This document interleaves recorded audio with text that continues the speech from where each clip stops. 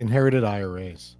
What are you supposed to do with this? If you inherit an IRA from somebody, I heard there's some new rules. Yes, there has been some new rules. And I say new, I mean 2020 and beyond. But the IRS has finally gotten their heads together and come up with some reasonably detailed instructions. So there's no more guesswork. We're going to cover that today.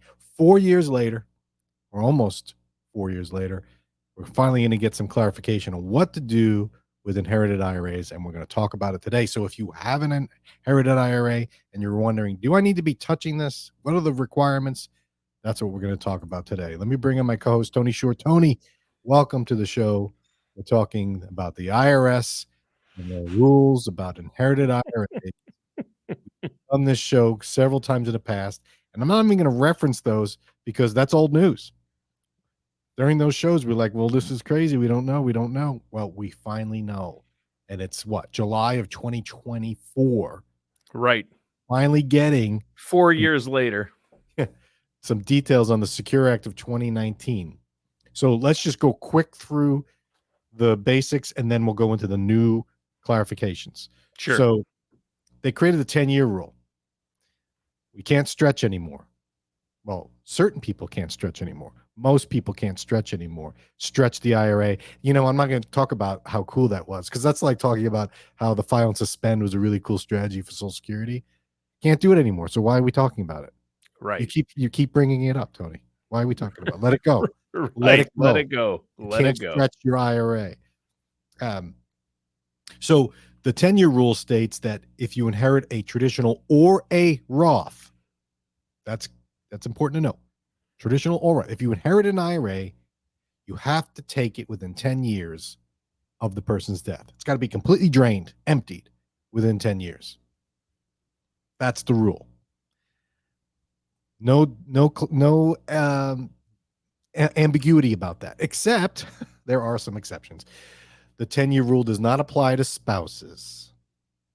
Important to note. People forget that. If you inherit an IRA from your spouse, it becomes your own. You don't have the 10-year rule. Also, people not that the 10-year rule does not apply to are disabled, as defined by the IRS, chronically ill, as defined by the IRS, individuals who are no more than 10 years younger than the IRA owner. So, Tony, let's imagine you died tomorrow and you named me as your beneficiary on that IRA. And you could do this. I'll show you how to do it later. I'll show you how to. In reverse, though, your IRA to me as I'm the beneficiary. Let's try it that way. Well, if you were to do this and leave it to me, because you don't have a brother, I'm like your brother. I am less than 10 years younger than you. We are within 10 years of each other, believe it or not. I know everyone's thinking, wow, man, you look so much younger than Tony. Said no, thought no one ever. Thought no one ever. Yeah. It's the gray. So if you leave an IRA to someone that's within 10 years of you, a brother, whatever it might be, they don't have this 10-year rule. And then also minors. So if you leave an IRA to a minor, which I don't recommend you do, but sometimes it happens, they don't have the 10-year rule until they hit 21. Yeah. Once they hit 21, the 10-year rule starts. The clock starts clicking at age 21. So that's nothing new. The IRS was not ambiguous about this. This is the rule. Right. Question becomes about the required minimum distributions, the RMDs. Do you have to take withdrawals during this 10-year period? Yes or no? That's the question. And the answer is yes. The answer is no. What? On a Roth IRA, Tony. On a Roth. On a Roth. Yeah, I know that. The answer is yes on a traditional. The answer on a Roth is no. There are no required minimum distributions on a Roth. So since there's no RMDs on a Roth, you don't have to take RMDs if you inherit a Roth. You do have to drain it within 10 years. You still have the 10-year rule on a Roth? That doesn't. Yes. I wonder why.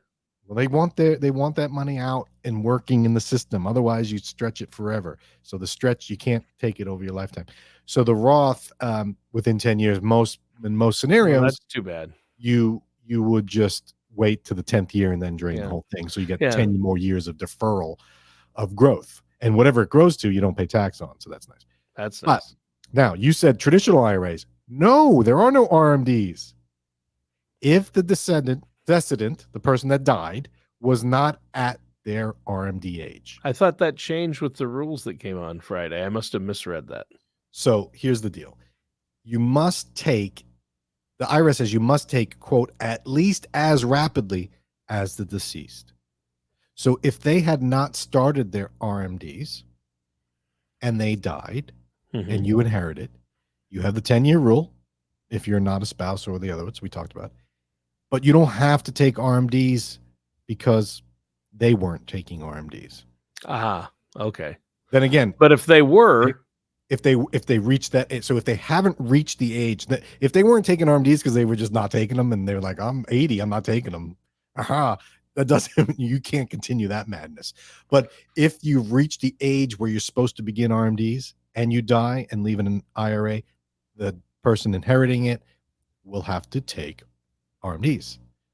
But if they're not taking RMDs, then the person inheriting does not have to take RMDs during that 10-year period. So as yes long as and they're no. not 73. Right. Then no. So if the traditional IRA was inherited and that person was RMD age when they died, you have to continue, because I use the analogy. Right. Once you turn that spigot on, the IRS is like, you got to keep those distributions coming. Okay. RMD.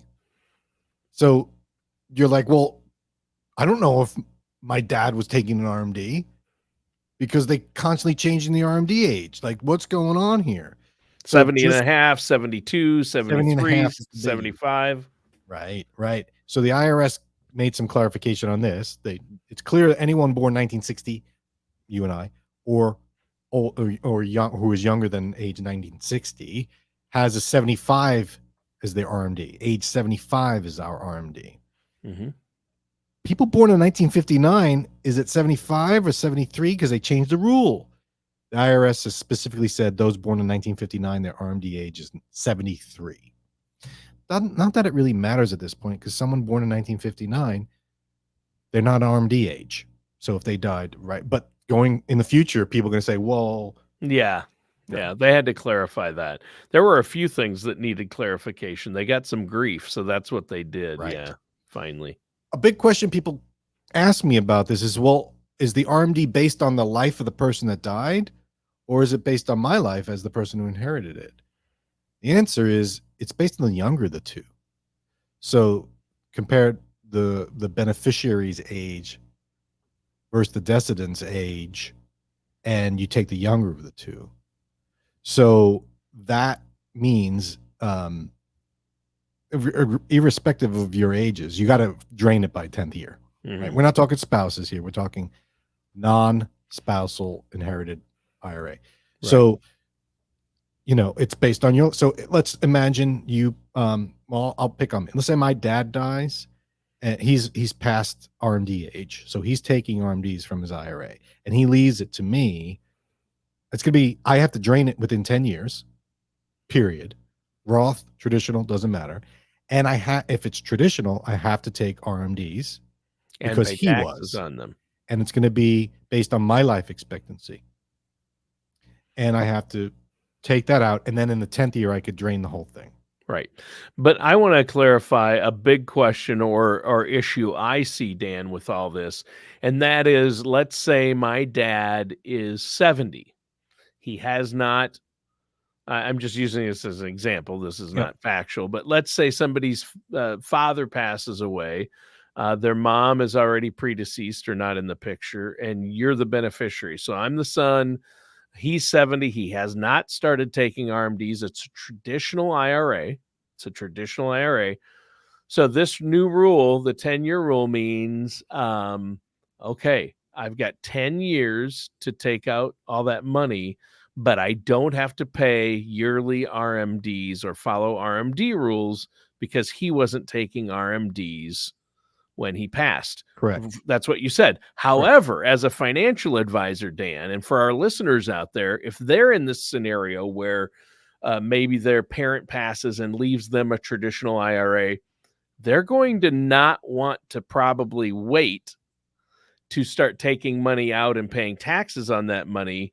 If they wait the full 10 years, then they have to take it as a lump sum and they'd have to pay all those taxes at once. Wouldn't Correct. they want to take a little out at a time?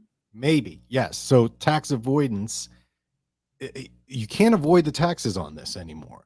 You can't stretch it for your lifetime. There's a 10-year clock. So what you're saying is very true. But the answer is it depends on their situation. Sure.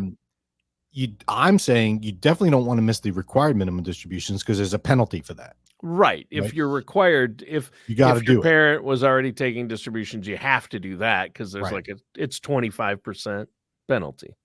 Right. It used to be 50. Now it's 25. And if you fix it and say, oh, I'm sorry, they drop it down to 10. But you don't want to miss that. So that's the primary goal, is to not miss that. But then you're correct. The next question is, when do you take it? Do you take it 1/10?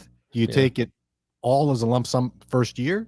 It's all going to depend on your situation. It's going to depend on your age, your tax bracket. Now, I want to clarify something here because this trips people up too. Oh, I'm not 59 and a half yet. If I take money out of an IRA, I get a 10% early withdrawal penalty.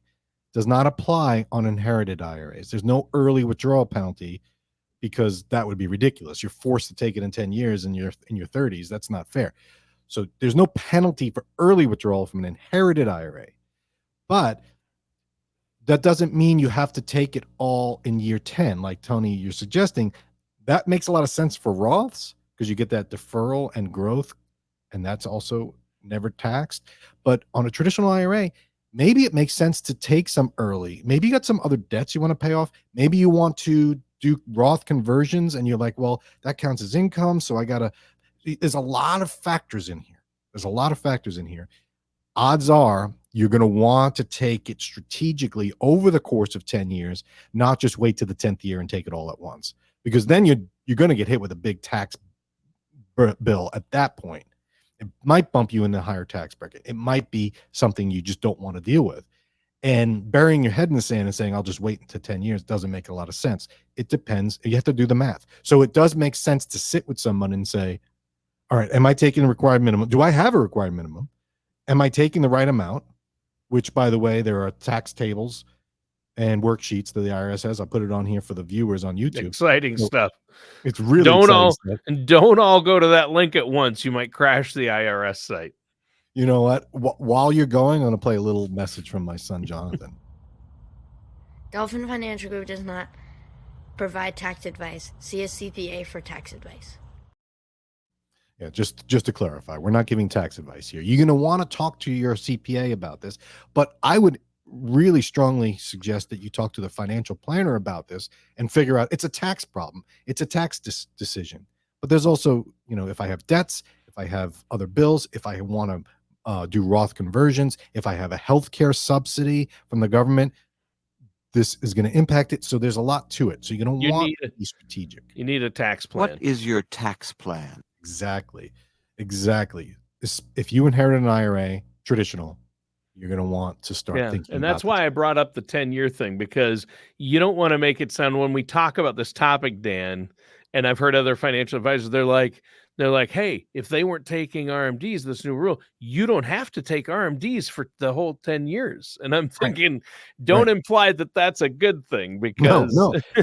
You're just building if it's up a large traditional IRA and it's a lot of money, you're going to be stuck with a huge tax bill at the end of that 10 years. Right. It's very parallel to the same conversation of, should I contribute into a Roth or a traditional every year? It's not a simple, well, just what, you got to think through. Well, what? And it depends on the amount of the IRA too, obviously. Absolutely. That's the starting point, right? Yeah. Absolutely. Yeah. And just as a side note, you have to take an RMD the year of the death. So if they hadn't taken their RMD yet, you have to take it. You got to do it that year. You can't just be like, oh, they died and I'm confused. You got to make sure, right?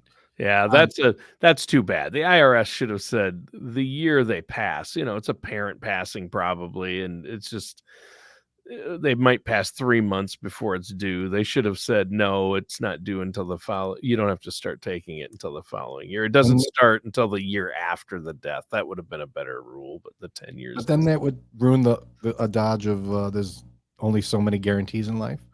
Yeah, there's only Death and taxes. death, taxes, and Same- pizza are Same the year, three. right? Yeah, two are Um, bad, one is good.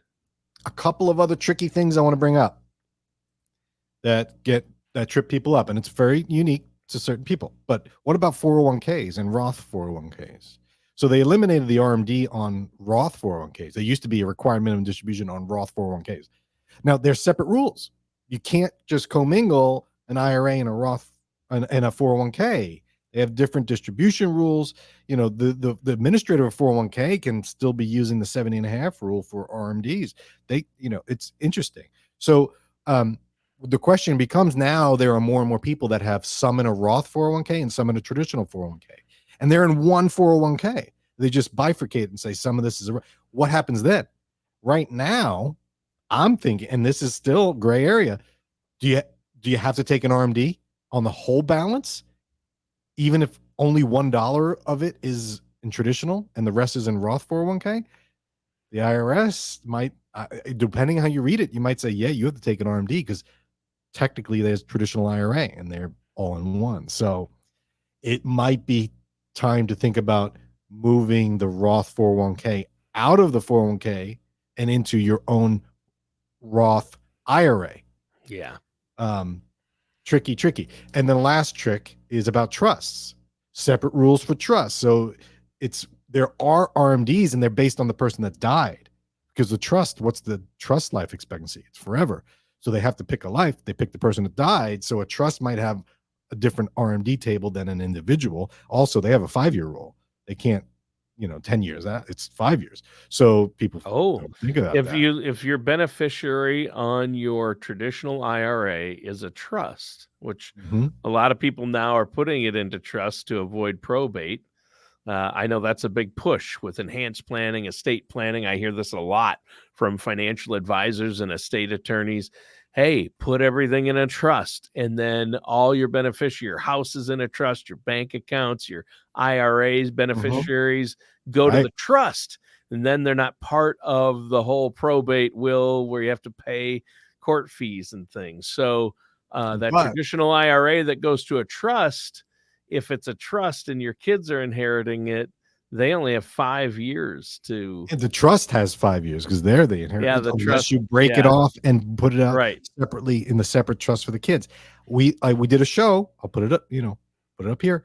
We did a show on how somebody left an IRA to a trust, which then went to charity, and the charity wound up paying taxes because the trust paid the taxes. And it's like, geez. So it's not always a good idea to leave an IRA to a trust. Most times it's best to leave it directly to the individual. Of course, there are exceptions when you want to kind of rule from the grave or you got minors, but think about. Another thought that I read about, I'm going to read a little bit more about this, very, very specific rule that doesn't apply to a lot of people. I have 3 brothers. If my dad dies and he leaves his IRA to 4 of us, what is the RMD based on? Whose life? Is it based on mine? I'm the youngest. It's actually based on the oldest. So that's an interesting little tidbit too, is, okay, I have an IRA. I leave it to my 3 kids. They have to take RMDs because I was, but on whose life? On whose life? Because it's one IRA. The IRS says you have to take it at least as much as, and then you use the age of the oldest son. I think so. So something to think about. So it's not all, it's never going to be all so easy. Well, it's the IRS. The rules get crazy. What did you say? You want to eliminate the IRS because they're crazy? No, Tony and I are in agreement. No. Let's get rid of the IRS. I didn't say that. I didn't say that. Financial Panther, eh? Florida Panthers. All right. Inherited IRAs, both Roth and traditional, have a 10-year rule in place. We all know this now. If you don't, get on board. We're 4 years late. RMDs are mandatory if the person that died was supposed to be taking RMDs when they died. If they're not required to take RMDs, you're not required. But don't just meet the requirements. Make sure you're strategic about it. Tony, you bring up a really good point. Don't just take, all right, do I have to take RMD or not? Easy answer. Okay, I do. Well, I'll do it. Why not take more if you can? If it makes sense, there's no reason you can't take it all. The government's saying you have to take it in 10 years, but that doesn't mean you have to wait 10 years. You can take it at any point in between, as much or as little as you want. So something to think about. That's it, Tony. That's Good it. show. Hopefully this will be the last show we do on RMDs and inherited IRAs. It won't be. It won't be. We know this. It'll be the last show if the IRS doesn't change the rules again. True. Because you can always just point people to this show. Why do it again if the rules don't change? But the rules always change, right? They're always changing the rules on us. That's what the IRS is good at. Will the IRS change the rules on inherited IRAs by the time your hair goes gray? That's the $1 million question. Yes. I found one. Yes. I found one pesky in there, one or two. My kids point out, I think you've got a couple of gray, and like, go away. If your kids start asking you about inherited IRA rules, I'll call Dan. Yeah, then you call Dan or you call the police and be like, what do you guys, what do you know that I don't? Yeah. All right. Thanks for a good show, Tony. We'll catch everyone next week. All matters discussed in today's show are for informational purposes only. This show is not investment advice. Dan Riddle nor Dolphin Financial Group are affiliated or endorsed by any government agency. Investment advisory services are offered through Dolphin Wealth Management, Inc., a registered investment advisor in the state of Florida. Insurance products and services are offered through Dolphin Insurance, Inc. Dolphin Wealth Management, Inc. and Dolphin Insurance, Inc. are affiliated companies doing businesses as Dolphin Financial Group. You should talk to someone at Dolphin Financial Group before implementing any of these strategies or ideas.